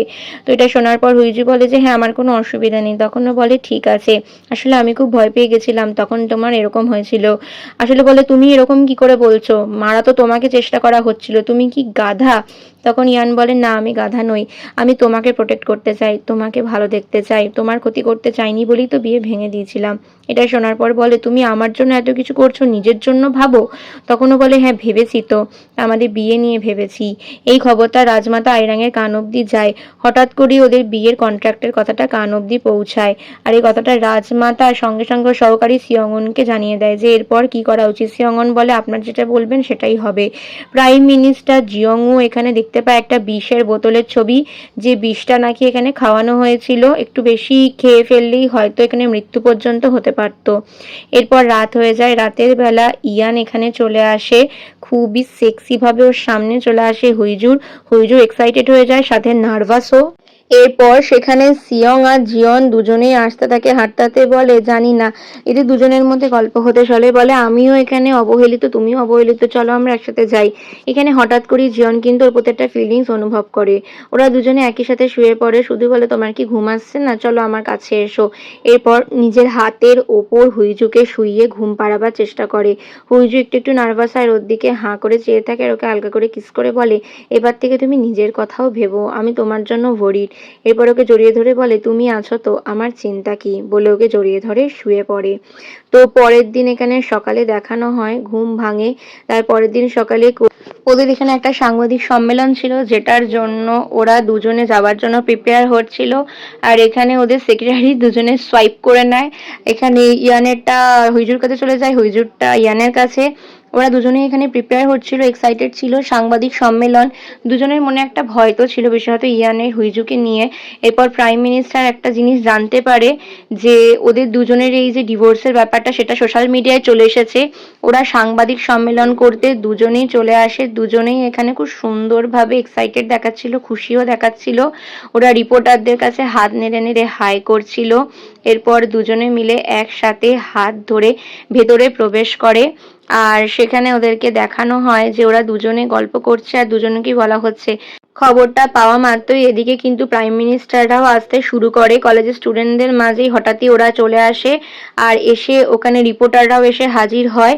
আর ওর সামনাসামনি এসে ওকে প্রশ্ন করে, ছোট্ট লিওনও কিছু একটা যেন লিক ছিল, সেটা পরে দেখবো। আর রিপোর্টাররা এসে ওকে প্রশ্ন করে যে তোমাদের কি সত্যিই এগ্রিমেন্টে বিয়ে হয়েছে। এই খবরটা থেকে বাঁচানোর জন্য ইয়ান ওর সামনে ওকে প্রোটেক্ট করতে আসে। এর পরের ঘটনায় দেখানো হয় যে মিডিয়ার সমস্ত চোখ এখানে হুইজুর দিকে চলে গেছে, কারণ হুইজুর আর এখানে ইয়ানের বিয়ের ব্যাপারটা নিউজে প্রকাশ পেয়ে গেছে যে ওরা এগ্রিমেন্টে বিয়ে করেছিল। এটার জন্য সকল রিপোর্টাররা ওদেরকে ধাওয়া করে। ওদেরকে বাঁচানোর জন্য ওদের দুজন অ্যাসিস্ট্যান্ট চুপচাপ গাড়ি করে ছাতা দিয়ে গার্ড করে হাঁটতে শুরু করে।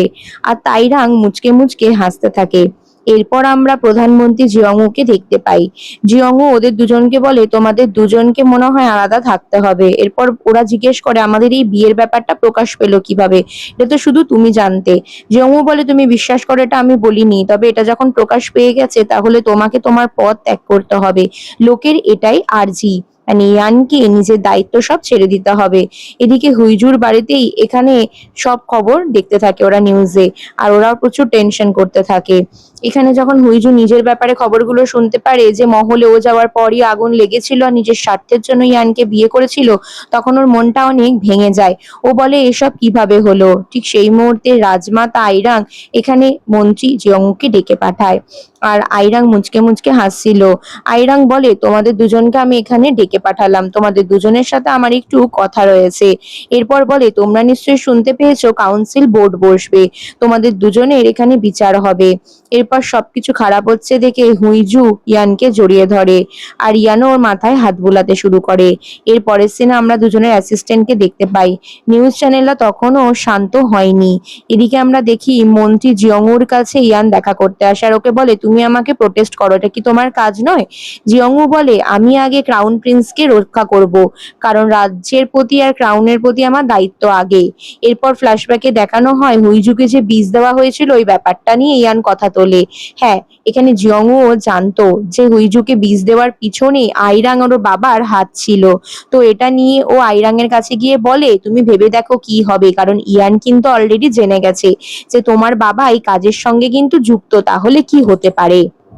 এই কথা বলে জিয়ংও ওই জায়গা থেকে বেরিয়ে যাচ্ছিল। আর এখানে ইয়ান জিজ্ঞেস করে, তুমি এখানে আইরাং এর ঘরে কি করছিলে? বলে, জরুরি কাজ ছিল। এরপর আইরাং এর সাথে ইয়ান দেখা করতে আসে। আইরাংকে বলে যে আমার এবার কি হবে, তুমি আমার স্ত্রীকে প্রোটেক্ট করো, কারণ অনেক কাজের লোক ওকে বিষ দিয়ে মারার চেষ্টা করছিল। তারপরে সিনে আমরা দেখতে পাই এখানে মন্ত্রী জিয়ংও আর হুইজু দুজনে গল্প করছিল।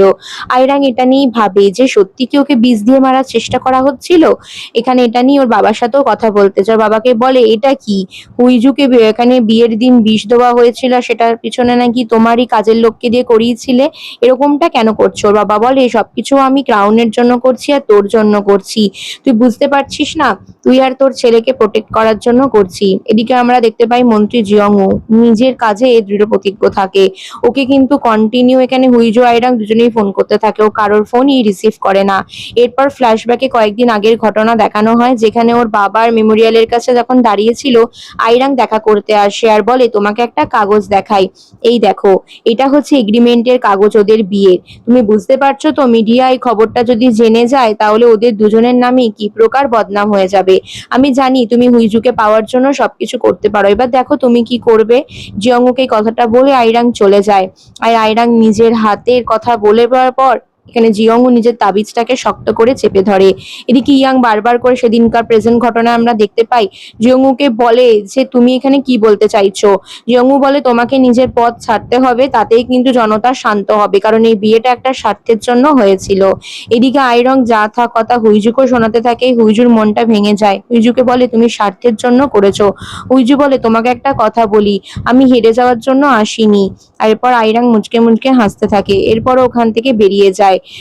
এর পরের সিনে আমরা দেখতে পাই ক্রাউন প্রিন্সকে ওর দাদু মানে আইরাং এর বাবা খুব ধমকাচ্ছে আর বলছে তুমি এখানে কোনোভাবেই ওদেরকে পারমিশন দেবে না, আর তুমি নিজে ক্রাউনকে বাঁচাবে। এটা দেখে ইয়ান খুব রেগে যায়, বলে তুমি আমার ভাইপোকে ভয় দেখাচ্ছ, তোমাকে আমি মেরেই ফেলবো এরপর কোনোদিন দেখলে। এরপর ফ্ল্যাশব্যাকে দেখানো হয় যখন ও দাদা বৌদির ঝামেলা হচ্ছিল, কিভাবে ছোট্ট মামাদের ক্রাউন প্রিন্স ভয় পেয়ে যেত, আর ও ছোট্ট ক্রাউন প্রিন্সকে রক্ষা করার জন্য এই সমস্ত কিছু করবে ভাবে। তারপরে তোকে জড়িয়ে ধরে। আর তার পরের সিনে আমরা দেখি ইয়ান আর হুইজু মুখোমুখি হয়। হুইজুর সামনে চলে আসে। ইয়ান বলে কি হয়েছে, বলে তোমার সাথে আমার একটা কথা আছে, চলো আমরা ডিভোর্স নিয়ে নিই। এই কথাটা শোনার পর ও খানিকটা হকচকে যায়। এদিকে এরপর ওর দুজন অ্যাসিস্ট্যান্টকে আমরা দেখি যারা রাত্রিবেলা নিজেদের কাজ শেষে বাড়ি ফিরছিল আর বলছিল এখানে ইয়ান কি পছন্দ করে না করে। তো এটা নিয়েই এখানে ওর সাথে কথা হচ্ছিল, বলে ও ব্ল্যাক টি পছন্দ করে। আর একটা জিনিস বুঝতে পারছি না ওদের দুজনে কেন এরকম ডিসিশন নিতে চলেছে। এরপর হুইজোর মাথায় হাত দিয়ে বলে আমি বুঝতে পারছি তুমি আমার জন্য অনেক বেশি দুশ্চিন্তায় পড়ে গেছো, তোমাকে এই দুশ্চিন্তা মুক্ত আমি করব। এরপর হুইজোর দাদার কাছে একটা হেল্প চাই, বলে তোকে মিডিয়া কনফারেন্স করতে হবে আর এই পুরো ব্যাপারটা সামলাতে হবে। তারপরের সিনে ইয়ানের মুখোমুখি হয়। ইয়ানকে বলে চলো আমার কিছু কাজ আছে, আমি আমার কাজ শেষ করে আসি। এরপর ও গাড়ি চালিয়ে চলে যায় স্পিডে, যেখানে ও ওখানে মন্ত্রী জিয়ংউর সাথে দেখা করে। জিয়ংউকে বলে এসব আমি কি শুনছি, আর এগুলো কি করে হলো। জিয়ংউ বলো জানি না, তবে তোমাদের বিয়ের ব্যাপারটা পাবলিশ হওয়ার পর থেকে মানুষ রেগে আছে, তোমাকে সবকিছুর জন্য দায়ী করছে। একটা কথাই বলতে চাই, তুমি তো এর মধ্যে ভীষণ বেশি ইনভলভ ছিলে না, তুমি হঠাৎ করে কিভাবে ইনভলভ হয়ে গেলে। এরপরে ওর বাবার কাছে আসে আর ক্ষমা চাই, বলে বাবা আমাদের স্টক মার্কেট পড়ে যাচ্ছে, এই সবকিছুর জন্য আমি দায়ী, তবে তুমি আমার পাশে থাকো, তুমি আমাকে হেল্প করো। ওর বাবা বলে তুমি কার জন্য পথ বেছে নেবে। এর পরের দিন ইয়ানকে দেখতে পাই। ইয়ানকে চা দিতে দিতে এখানে ওর অ্যাসিস্ট্যান্ট বলে হুইজোর বাবার সাথে দেখা করতে যাচ্ছে, ও মহলে ফিরেও এসছে। এরপর হুইজুকে দেখি ওকে খুব চিন্তিত দেখায়, আর তারপরও ছুটতে এসে এখানে ইয়ানকে জড়িয়ে ধরে। ইয়ান বলে তুমি কি বলতে চাইছো বলো, মন ঠান্ডা হয়েছে। তখন বলে না, এই সম্পর্ক ঠিক হওয়ার নয়, আমি তোমাকে আমার জন্য বিপদে ফেলতে চাই না, আমরা ডিভোর্স নিয়ে নেবো। আর ওর দাদা আর ওর বৌদি ওর বাবা ওদের কাছে হেল্প চায়, বলে প্লিজ বাবা আমাকে হেল্প করো। আর বাবা পরিষ্কার জানিয়ে দেয় যে তোমাকে তাহলে কাউকে একজনকে বেছে নিতে হবে। হুইজু স্বাভাবিকভাবে ইয়ানকে বেছে নেয়, বলে আমি ইয়ানের জন্য সব করতে পারি, আমি ইয়ানের পক্ষ নিলাম, হ্যাঁ আমাকে তার জন্য যা করতে হবে তাই করবো। বাবা বলে তাহলে তুমি বুঝতে পারছো তো, তোমার জন্য কিন্তু পথ অনেক কঠিন হতে চলেছে।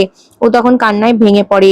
ইয়ানকে কিন্তু আমরা দেখি ও পুরো শক্ত হয়ে যায়, কারণ যখন থেকে ও হুইজুর মুখে ওই কথাগুলো শুনেছে ওর মন ভেঙে চুরমার হয়ে যায়। ও বুঝতে পারে যে হুইজু এটা চাইছে না। হুইজুকে আবারও জিজ্ঞেস করে তুমি ভেবেচিন্তে বলছো তো, তুমি কেন এরকম বলছো। তখনও বলে 3 বছরের এগ্রিমেন্ট করার বিষয়টা তো আমারই ছিল, আমি সবসময় কেয়ারলেস ভাবে নিজের ব্যাপারে ভেবেছি, আমার ফেম কিছু খারাপ হবে না, আমি এটা ভাবিনি যে তোমার দিক থেকে তোমার জন্য কতটা খারাপ হতে পারে। আমার জীবনে হারানোর কিছু নেই, কিন্তু তোমাকে হারাতে আমি দেব না। কথাগুলো শোনার পর ইয়ান চলে যায় ওখান থেকে। ইয়ান এখানে পুরনো প্রাসাদে যায় যেখানে ওর দাদা বসতো। ওখানে গিয়ে প্রচুর কান্নাকাটি করতে শুরু করে, আর কাঁদতে কাঁদতে বলে তুই আমাকে একদিন বলেছিলিস যে এই মানে সংসার সামলানো বা এই ক্রাউন সামলানো মোটেই সহজ নয়। আমি তোকে বলেছিলাম যে তুই কি উচিত নয় তোর বৌদির পাশে দাঁড়ানোর, তখন তুই বলেছিলিস যে তাই কি, সেটা করা কি উচিত। তখন আমি তোকে বলেছিলাম কাওয়ার্ড। তো আজকে আমার মনে হচ্ছে আমিও কাওয়ার্ড হয়ে যাচ্ছি, কিন্তু আমি নিজেকে কাওয়ার্ড হতে দেবো না, আমি সব সামলাবোই।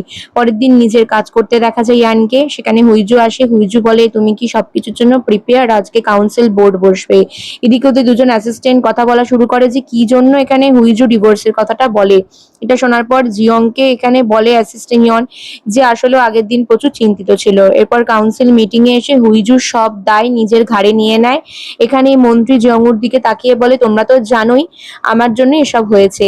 আর প্রেস কনফারেন্স করে হুইজুর দাদাও সব সামলে নেয়। প্রেস কনফারেন্সে বলে আসলে আমার বোন আর ওই আর কি ইয়ান প্রচুর ভালোবাসায় মগ্ন ছিল, ওই এগ্রিমেন্ট আমিই করতে বলেছিলাম, ওদের ভালোবাসা কতটা সত্যি এটা দেখার জন্য বাকি সময়ের সাথে সাথে তোমরা দেখতে পারবে। প্রেস কনফারেন্স কনফারেন্স মোটামুটি সফল হয়। এদিকে ইয়ানকে আমরা দেখতে পাই আগের দিন রাত্রিরেও দাদার ওই মৃত্যুর সিংহাসনে বসে যে জিনিস ও প্রমিস করেছিল এরপর ওই সিন্দুকও খোলে, আর সেখান থেকে রাজার পোশাক আর ওর দাদা যে শেষ উইলটা বের করেছিল সেটা সেদিনকার ওই কোর্টের মধ্যে নিয়ে আসে। যেখানে আমাদের ছোট্ট ক্রাউন প্রিন্সেরও সাইন ছিল। আসলে ও এখানে রাজা হবে তার দাবি এখানে কাউন্সিল বোর্ডের কাছে রাখে। সমস্ত খবর শোনার পর আইরাঙের পায়ের তলা থেকে মাটি সরে যায়, কান্নাকাটি শুরু করে, বলে আমি এক্ষুনি আমার ছেলের সাথে দেখা করতে চাই। ও কি করে এই পারমিশন এখানে ইয়ানকে দিতে পারে? সঙ্গে সঙ্গে মন্ত্রী জিয়ংউর কাছে ছুটে আসে আইরাং, বলে এসব কি করে হলো? তখনও বলে আমি একটা কাউন্সিল বোর্ড বসাবো, তুমি বিপক্ষ থেকে বলতেই পারো যে তোমার ছেলের জন্য তুমি এখানে অ্যালিগেশন আনতেই পারো। এদিকে হুইজু বুঝতে পারে না যে ইয়ান কোথায় গেল। ইয়ানের মন প্রচুর খারাপ ছিল, তাই ও একটা ফাঁকা জায়গায় গিয়ে শান্তভাবে দাঁড়িয়েছিল আর সেখানে গিয়ে ভাবছিল কি করা উচিত। হুইজু বুঝতে পারে না ইয়ান কেন ওকে ইগনোর করছে। এরপরও হঠাৎ করে ইয়ানকে খুব মিস করতে শুরু করে, কারণ ইয়ানকে যে হার্ট করেছে সেটাও নিজে বুঝতে পারে। এদিকে ওর অ্যাসিস্ট্যান্ট জিয়ংকে বলে তুমি ওকে খুঁজে বের করো। জিয়ং আর এখানে হিয়ন দুজনে মিলে একসাথে ড্রিঙ্ক করছিল, তারপরে বলে যে আমি জানি আমার এই সমুদ্র নদী সবকিছুই ভাল লাগে, আর বলে আমাকে এখানে অ্যাকচুয়ালি ওদের দুজনের মধ্যে ভাব বিনিময় হচ্ছিল। তারপরের সিনে এখানে হুইজু প্রচন্ড চিন্তিত হয়ে যাচ্ছিল, তো ওকে কোর্ট লেডি পারমিশন দেয়, বলে তুমি এত চিন্তা করছো, তুমি যাও নিজে গিয়ে খোঁজো তোমার বরকে।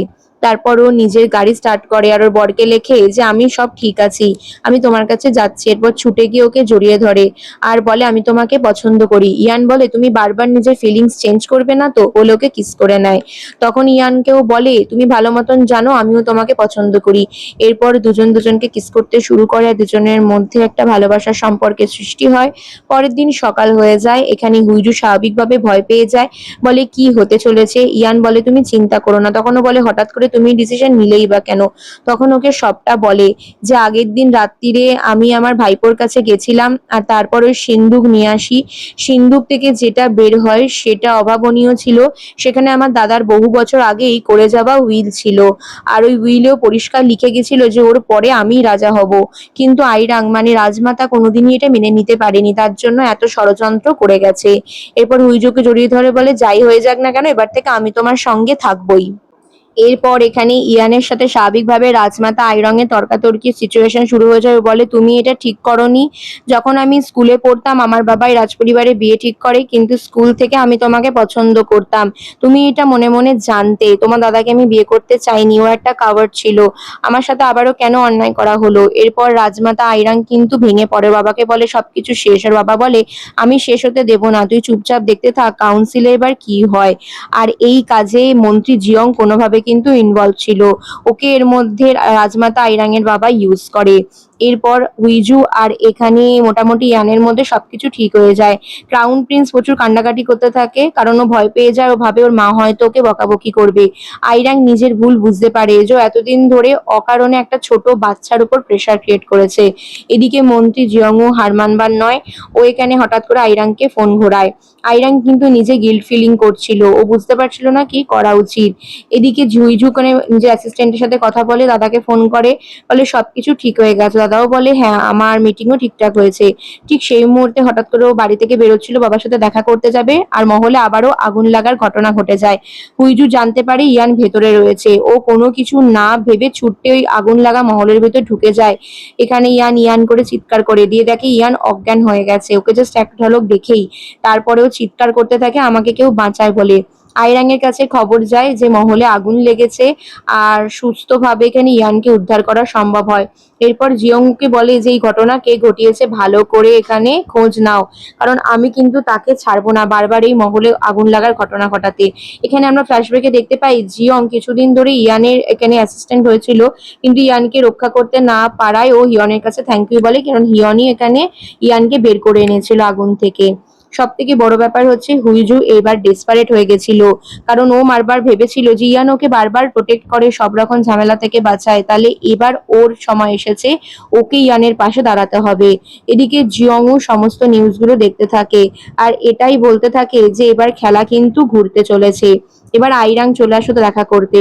আইরাং বলে তোমরা সাবধানে থেকো, তোমাদেরও এখানে বারবার কিন্তু ক্ষতি করার চেষ্টা হতে পারে। এর পরের সিনে আমরা দেখতে পাই যে এখানে জিয়ংউ চলে আসে, জিয়ংউর সাথেও কথা বলে। জিয়ংউকে বলে তোমার হাতের ব্রেসলেটটা কোথায় গেল, বলে আমি এটা খুলে রেখেছি। ওর দাদা বৌদি রাত্রিরে ডিনার করতে যায়, যেখানে সকলে বলছিল যে এখানে ইয়ান হয়তো মারা গেছে। ইয়ান তখনও জ্ঞান ফেরেনি, অজ্ঞান অবস্থায় ছিল। আইরাং কিন্তু জিয়ংউকে জিজ্ঞেস করে যে এই সব ব্যাপারের মধ্যে কে ইনভলভ ছিল। ঠিক তখনই ইয়ান সুস্থ অবস্থায় ওদের কাছে এসে হাজির হয়। ওরা দুজনেই অবাক হয়ে যায়, তখনও বলে তোমরা এক্সপেক্ট করনি আমি বেঁচে যাব। হুইজুর কাছেও এই খবরটা যায় যে ইয়ানের জ্ঞান ফিরে এসেছে। হুইজু ছুটতে ছুটতে ওকে গিয়ে জড়িয়ে ধরে। ইয়ান বলে ভয় পেও না, এবার থেকে সব ঠিক হয়ে যাবে। আর প্রচুর প্রচুর কান্নাকাটি করতে শুরু করে দেয় এখানে। তার পরের সিনে আমরা দেখতে পাই জিয়ংউং এখানে একা ড্রিঙ্ক করছে আর নিজে কিছু একটা ভাবছে। ইয়ান ওকে বলেছিল যে পাবলিক ওপিনিয়ন যেটা হবে সেটাই আমি মেনে নেবো, কিন্তু আমি নিজের অধিকার ছাড়বো না। আগের দুবার আমি প্রত্যাখ্যান করেছি রাজাদেশ, আরেকবার করলে আমি রাজা হয়ে যাব। এরপর দুজনে সকালে ঘুম থেকে উঠে উঠে বলে যে এখানে কি হচ্ছে বলো তো। তখনও বলে আচ্ছা জিয়ংউকে কি বিশ্বাস করাটা ঠিক হবে? তারপর বলে হ্যাঁ সবকিছু ঠিক হয়ে যাবে, তুমি চিন্তা করো না। এরপর ক্রাউন প্রিন্স পড়াশোনা করছিল, ওর কাছে গিয়ে ইয়ান হাজির হয়, বলে তুমি চিন্তা করো না, তোমার আঙ্কেল তোমায় বাঁচাবে। এরপর আইরাং এর বাবা এখনো কিন্তু পরিকল্পনা করছিল ইয়ানকে কিভাবে সিংহাসন থেকে সরানো যায়, কিন্তু আইরাং কোনো একটা জায়গা থেকে ও সমস্ত কিছু ছেড়ে দিতে চায়, কারণ ও ক্লান্ত হয়ে গেছে এই রাজ পরিবার, রাজা রাজমাতা এই ক্যারেক্টার প্লে করতে করতে। তো হঠাৎ করে এখানে আইরাং সমস্ত কিছু ইয়ানের কাছে স্বীকার করে নেয়। ইয়ানের কাছে গিয়ে কান্নাকাটি করতে করতে গিয়ে বলে আমার বাবা এখানে হুইজুকে তোমাদের বিয়ের দিন তোমাকে মারার জন্য বিষ মিশিয়েছিল, আর এই সমস্ত কিছুর পেছনে আমার বাবা রয়েছে। এদিকে এখানে জিয়ংউর সামনাসামনি হুইজু হয়। হুইজু বলে তুমি এখানে ঠিকঠাক নিশানা লাগাতে পারছো না তাই তো, আমি লাগিয়ে দিচ্ছি। আর এখানে আইরাং কিন্তু সমস্ত কিছু স্বীকার করে বলে তুমি যা ডিসিশন নেবে তাই হবে। আর জিয়ংউ কিন্তু বুঝতে পারে যে হুইজু এবার কিন্তু ওকে সন্দেহ করছে।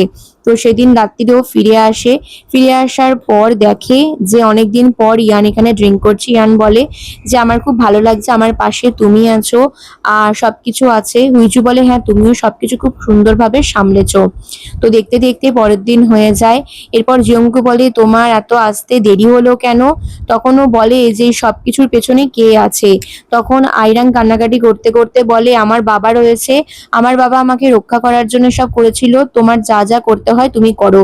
জিয়ংউকে বলে তুমি কি জানতে যে এখানে আইরাং এর বাবা এই সবকিছুর পেছনে রয়েছে? তখন বলে যে না আসলে আমি জানলেও আমার তো করার কিছু নেই, আর এই কাজ আমাকে কাজের মতন করেই করতে হবে। সবকিছু শোনার পর হুইজু কিন্তু খুব রেগে যায়। হুইজু বলে যে এবার কিন্তু আমাদেরকে সঠিক প্রতিশোধ নিতেই হবে। আইরাং এর বাবাকে এখানে অ্যারেস্ট করা হয়। মিডিয়াতে সেই খবর ছড়িয়ে যায়। আইরাং নিজের ছেলেকে জড়িয়ে ধরে আর বলে এই রাজপরিবারের সবকিছুর থেকে আমরা দূরে থাকবো। এরপর এখনো আইরাং এর বাবা চিৎকার করতে থাকে আর বলে আমি কিন্তু রাজমাতার বাবা, তুমি আমার সাথে এগুলো করতে পারো না। ইয়ান বলে তোমার নিজের মেয়েই তোমার ব্যাপারে এই কথাগুলো বলেছে আর রাজ সাক্ষী দিয়েছে। এরপর এখানে কাউন্সিল বোর্ড বসে, যেখানে দেখি হুইজু আর মন্ত্রী জিয়ং মুখোমুখি হয়। ও বলে যে এরকমটা কেন করছো, তার মানে তুমি এই রাজতন্ত্র শেষ করতে চাও না? ও তখন বলে হ্যাঁ এখানে ইয়ানের ইচ্ছা রাজতন্ত্র শেষ হোক, আর এটা নিয়ে একটা ক্যাবিনেট বসবে। এরপর আমরা দেখি অফিসিয়াল ভাবে ইয়ান রাজা ঘোষিত হয় আর ও রাজ সিংহাসনে আরোহণ করে। এরপরও প্রথমবারের জন্য ক্যাবিনেটের সভাতে যায় আর সেখানে গিয়ে রাজ সিংহাসনে বসে। সেখানে সকলেই তাকে সমর্থন জানাতে বাধ্য হয়।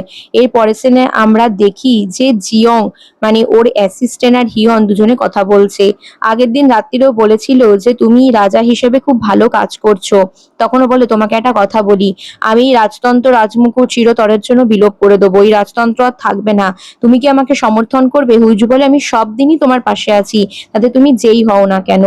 এরপর এই ঘোষণাও করে দেয়। ইয়ান ক্যাবিনেটের সামনে প্রথমবারের জন্য ঘোষণা করে যে রাজতন্ত্র বিলোপ হয়ে যাবে আর মানুষকে এর পক্ষে রায় দিতে হবে, কিন্তু মন্ত্রী জিয়ংউ আর বাকিরা রাজি হতে চায় না। এটা নিয়ে আইরাং ওর বাবার সাথে দেখা করতে আসে। ওর বাবা বলে তুমি এখানে কেন দেখা করতে এসেছো? নিজের ছেলে আর নিজের বাবার জীবন শেষ করে? আইরাং বলে না, এতদিন ভাবতাম তুমি আমার জন্য চিন্তা করে এত কিছু করেছো, কিন্তু আজ আমি বুঝতে পারছি তুমি নিজের স্বার্থ সিদ্ধির জন্য করেছো। তখন ওর বাবা বলে এই সবকিছু জিয়ংউ করেছে, আগুন লাগানো থেকে শুরু করে ইয়ানকে মারার ষড়যন্ত্র। ঠিক তখনই এখানে জিয়ংউ ওর সাথে দেখা করতে চলে আসে। জিয়ংউর সাথে দেখা হয়। এদিকে ওর বাবাও প্রচুর চিন্তিত ছিল। হুইজুর বাবা বলে তুমি হুইজুর সাথে দেখা করো। এখানে জিয়ংউর সাথে আমরা দেখতে পাই আইরাঙের গাড়ি করে যাওয়ার একটা কনভারসেশন চলতে থাকে, যেখানে ও বলতে থাকে যে ইয়ান নাকি রাজতন্ত্র বিলোপ করে দেবে, তোমাকে বিরোধিতা করতে হবে। আর এখানে ইয়ন সমস্ত টাকা পয়সা আটকে দেয় যাতে ইয়ান কোনোভাবে টাকা পয়সা না পায়। আর ইয়ানকে টাকা পয়সা দিয়ে হুইজু হেল্প করে ক্যাসেল গ্রুপ হেল্প করার জন্য। এদিকে ক্যাসেল গ্রুপেরই পেছনে ইনভেস্টিগেশন লাগিয়ে দেয় মন্ত্রী জিয়ংউ। আর সেটা জানতোই আগে থেকে হুইজু যে জিয়ংউ কোনোভাবে ব্যাপারটা সহজভাবে মেনে নেবে না। এরপরও সমস্ত কিছু ইয়ানকে জানায় আর ছুটতে ছুটতে দেখা করে চলে আসে। এরপরে ছুটে দেখা করে এসে বলে আমি আজকে আমার দাদাকে নিয়ে প্রাউড ফিল করছি। আমার দাদা এখানে পাবলিক প্রেস করবে।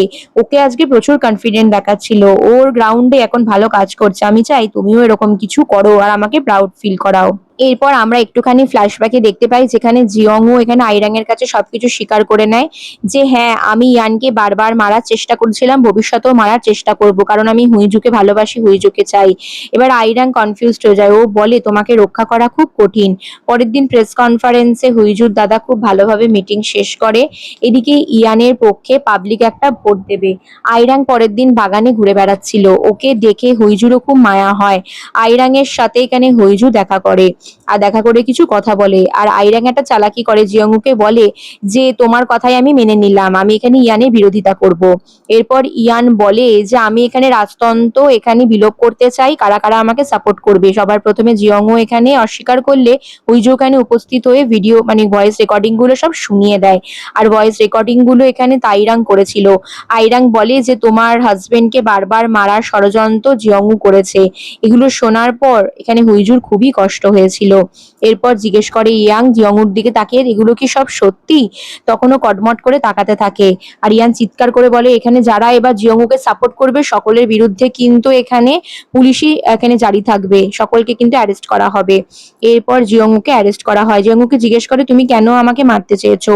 তখনও বলে আমি হুইজুকে ভালোবাসতাম তাই। তা তুমি ওকে ছেড়ে দাওনি। ইয়ান বলে কিভাবে ছাড়বো, তো তোমার কোনোদিনই ছিল না। এরপর ওর দিকে এক ঝলক তাকিয়ে চলে যায়।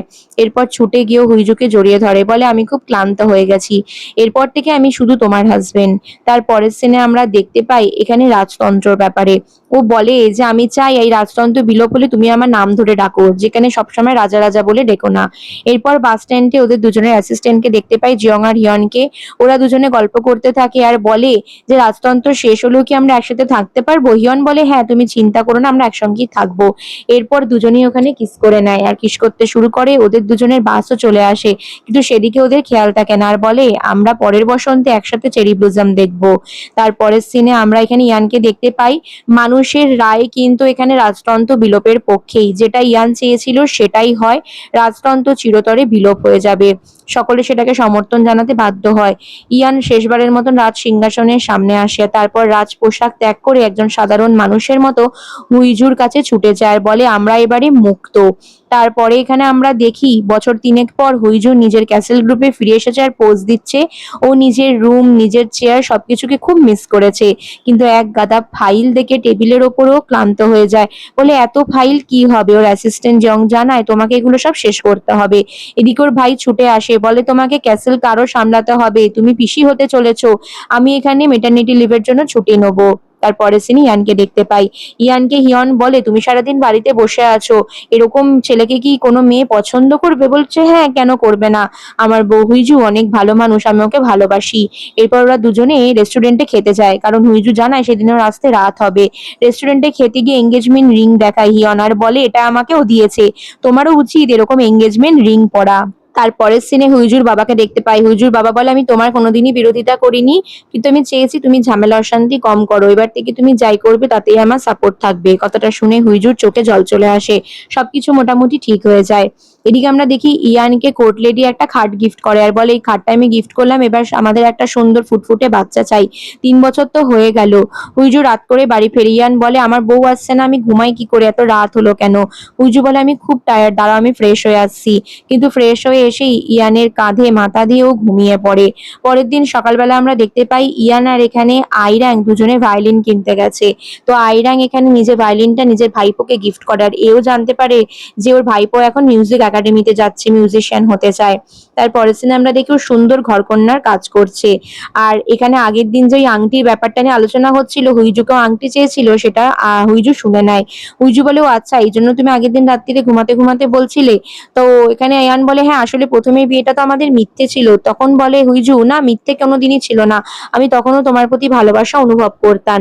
ইয়ান বলে, আমিও তোমার প্রতি ভালোবাসা অনুভব করতাম, প্রথম যেদিন দেখেছিলাম সেদিনই তোমার কাছে ছুটতে চলে যেতে ইচ্ছা করেছিল।